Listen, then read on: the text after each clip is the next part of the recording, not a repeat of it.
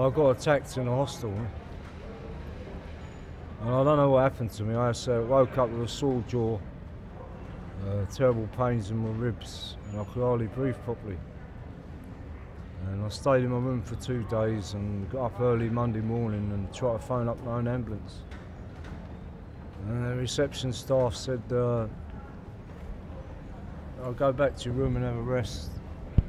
And then about 5 minutes later they said, oh, the hospital wants to talk to you on the phone. Oh, what's this about you slashed your wrist, Mr. McKenna?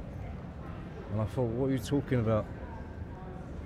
And I said, put it this way, the staff don't know what they're doing in here, because I've had fractured ribs and punctured lung before. So I went back to my room. I still had credit on my mobile, so I phoned up my own ambulance. And I was in there and see a nice Irish doctor. And he let me stay in another night because I wasn't going to go back to the hostel. And so I managed to stay there 2 or 3 nights instead of just 2 nights. It was one more night. He delayed the x-ray till midnight. And I was on a morphine drip. I was in a lot of pain. I bet you were. So did you, when they discharged you, did they discharge you to the street? Yeah. With no help or anything? No.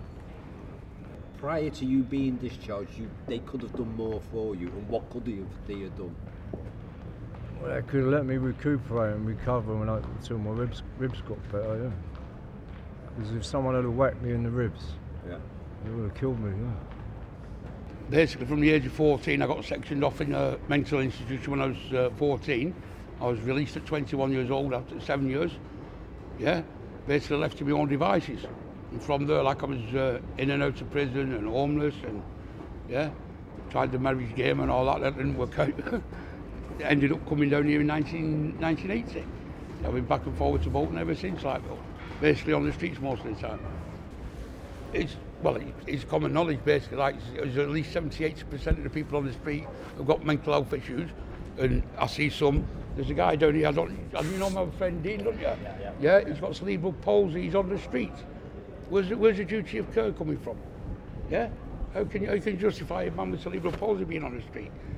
Yeah, about 18 months ago I had a very, very bad pain in my stomach, and I thought it was appendicitis. In fact, the ambulance come. They come and they took me in. I got examined. 2 days later, they released me. I was still in pain and aggravated pain. And they said, no, there's nothing wrong, off you go.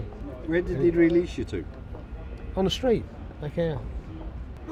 They're doctors and nurses, not housing officers, are they? That's the answer I got anyway. Although they've obviously got social services, they've got all the care they want in the hospital, they don't bring it out here. So if it's in the hospitals, it's obviously run by the Westminster Council or some form of government.